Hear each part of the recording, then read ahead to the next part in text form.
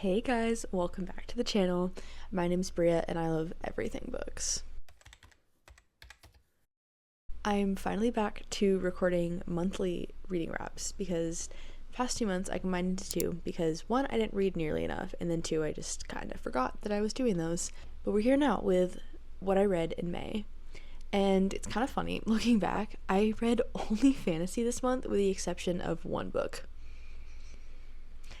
I was really in my fantasy kick. And also, I found so many new 5 stars this month. I feel like I'm definitely out of my reading slump now. I found so many good books. So let's dive right in. Unfortunately, the first book of the month was in fact a DNF. This is The Three Lives of Kate K by Kate Fagan, I think. This is one of the books that I got for book of the month, which is sad because I paid like full price for this and I did not like it. Yeah, honestly, I only got a few chapters in and I was like, this is not the book for me. So I just DNF'd it.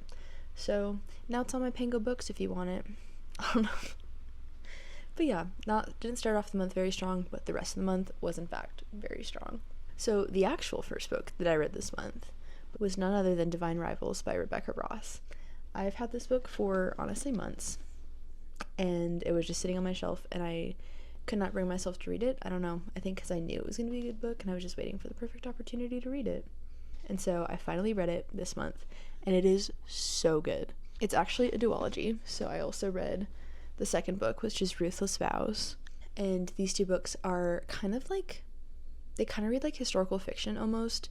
They're giving like World War One, but like fantasy. So basically there's this war going on between these two gods and they're enlisting like the humans to fight on each side. So there's like a lot of magic and a lot of fantasy and also enemies to lovers, which is the best trope. Yeah, the ending of Divine Rivals was crazy. I like immediately ran to start reading Ruthless Vows because the ending was wild. But yeah, this series is incredible. I highly recommend it. I was kicking my feet and squealing the entire time. I can't really say much without spoiling it, but I love how the plot of the second book was like the opposite of the first book. I don't want to spoil anything, but if you read it, you know what I'm talking about. But it was just like the cutest like magical fantasy read. And the typewriters, that's like the cutest thing ever. Yeah, I don't know. I love this series. I hadn't read a good fantasy series in a while. I think my last one was like in December of last year. So it's been like 4 or 5 months. And then I read this one and I was like, I'm in love with this genre. So then I proceeded to read so much fantasy over this past month. But yeah, Divine Rivals, I think it's called the Letters of Enchantment duology. I don't know, but so good. I mean, I have a lot of friends who have read this and they've all been telling me to read it, and I finally did, and I see why now. And then I had another DNF, and that is Nantucket Nights by Ellen Hildebrand. I got farther into this book. I read probably like 50 to 100 pages and I just was not liking it. It was just not my book. I'll definitely give Ellen Hildebrand another try eventually. I do have a few more of her books down there. But yeah, that one was just not for me. So second DNF of the month, which is the most I've DNF'd in a month I think ever.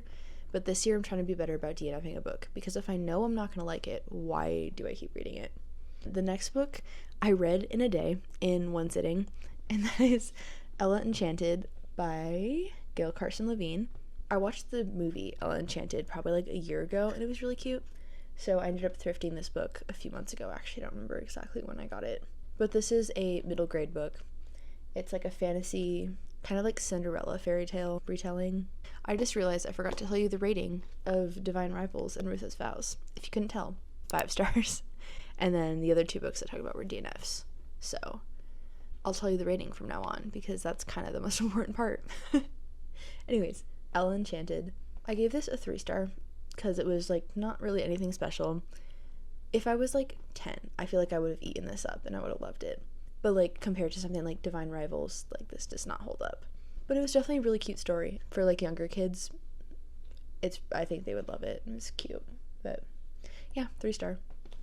And then next, another series that is incredible, and that is the Folk of the Air trilogy, or better known as The Cruel Prince. I was planning on actually just reading The Cruel Prince and then moving on to some other books for a video, but at the end of The Cruel Prince, I was like, I need to read the next one immediately. So I proceeded to read all of them. And so here's all of them. So it's The Cruel Prince, The Wicked King, The Queen of Nothing, and How the King of Elfhame Learned to Hate Stories.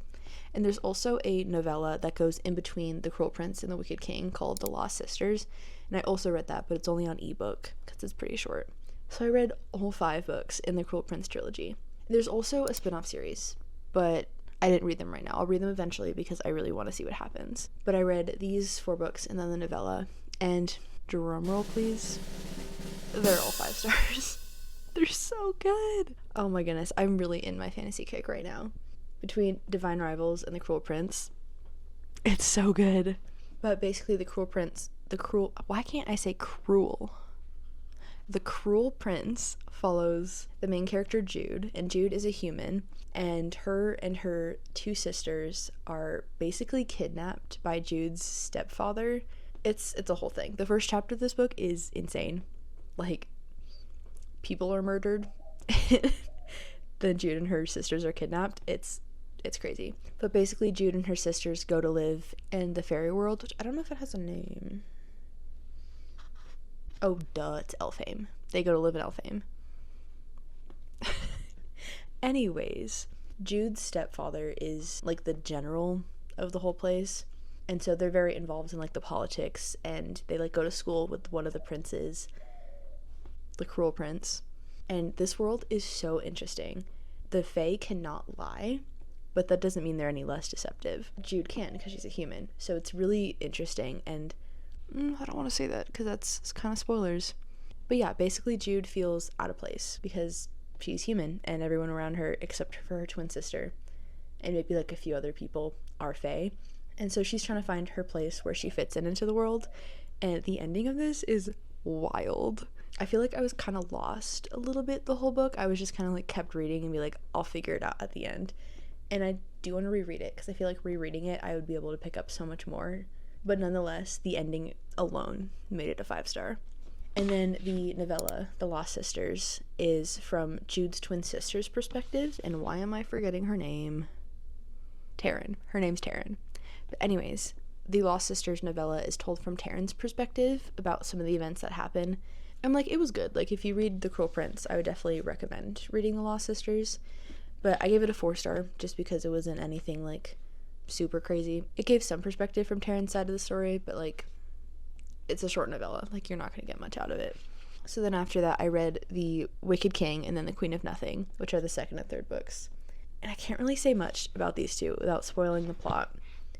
But let's just say they're incredible, and also the titles of the books fit perfectly. Like, they're so good. And it's like enemies to lovers the whole time, and it's so good. And there's so much like politics happening this whole time. I forgot to mention it during the first book. The High King of Elfhame gives up his throne, and he has 6 kids, and so they're trying to figure out like who it's going to.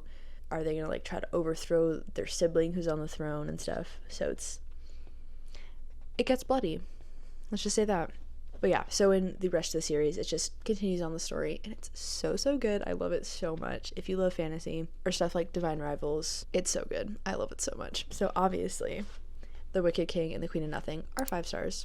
And then the last book in the series is How the King of Elfhame Learned to Hate Stories. That is a mouthful, but this book is so cool. First off, it is literally so pretty. I don't know if you can see, but like the cover has like foil on it, so like it's all this pretty blue and gold. It's literally so pretty. And then on the inside, it's all illustrated. Literally the art is just so magical, and I love it so much. Did not know that it was going to be illustrated either. I bought this off of Amazon because it was on sale on Amazon for like $7, which is crazy because this book is a work of art. But this is a bunch of short stories told from Prince Cardan's perspective, who is the Cruel Prince.